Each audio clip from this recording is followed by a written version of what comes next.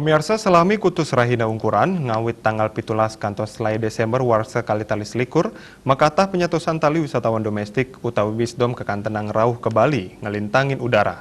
Kauningin wilang ini pun, nyabran rahina ngawit tanggal 17 Desember kantos langkungan 14 tali diri.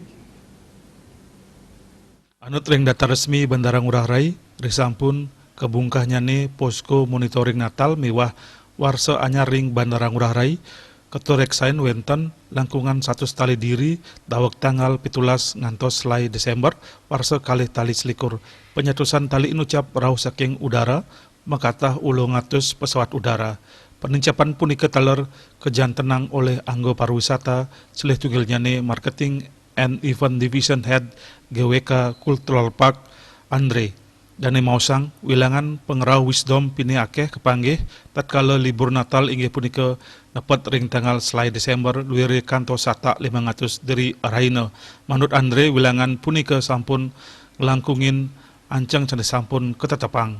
Tur saya nincap dawag kemukanya ne GWK.